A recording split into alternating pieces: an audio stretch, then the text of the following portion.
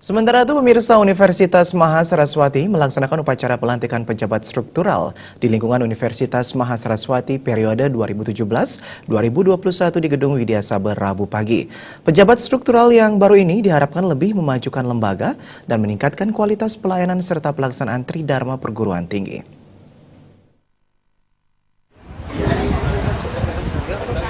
Rektor Universitas Mahasaraswati Imade Sukamarta mengatakan pelantikan dan penetapan pejabat pelaksana akademik dan dekan di lingkungan Universitas Mahasaraswati Denpasar periode 2017-2021 dilakukan karena masa jabatan pejabat dekan dan pembantu dekan pada masing-masing fakultas di lingkungan Universitas Mahasaraswati Denpasar telah berakhir.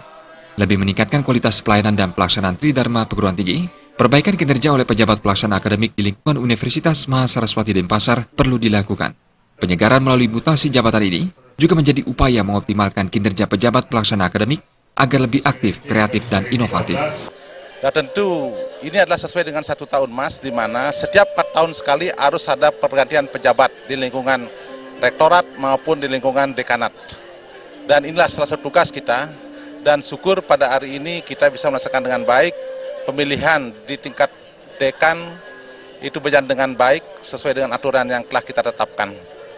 Semoga nanti ke depan mereka-mereka ini adalah bekerja keras, mengemban tugas ke depan, di mana tantangan kita ke depan ialah di mana pendidikan tinggi harus betul-betul memberikan kualitas lulusan. Oleh karena itulah mereka mempunyai tugas yang berat untuk bagaimana memajukan, melaksanakan Tridharma Pendidikan Tinggi sesuai dengan aturan yang telah ditetapkan oleh Kemendikbud. Saya kira itu.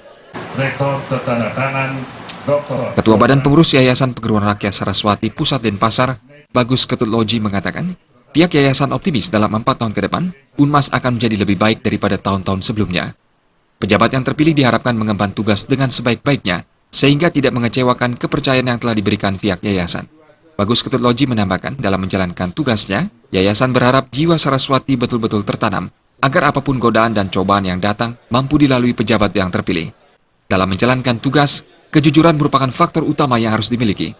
Ketegasan juga sangat diharapkan dalam memimpin, sehingga jajaran yang dipimpin berjalan sesuai dengan prosedur yang telah direncanakan. Dalam kesempatan baik itu, pihak yayasan menekankan, semua pihak terkait selalu berkoordinasi dan menjalin kerjasama yang baik, sehingga tercipta suasana yang kondusif di lingkungan Unmas.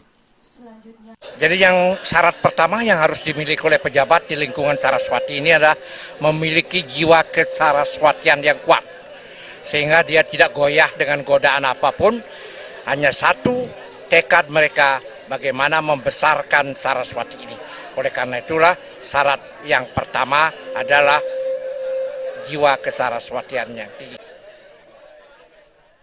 Pemilihan pejabat struktural Universitas Mahasaraswati kini telah menggunakan sistem pemilihan melalui musyawarah untuk mencapai mufakat.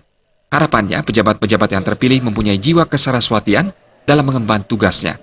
Alit Putra, Bali TV.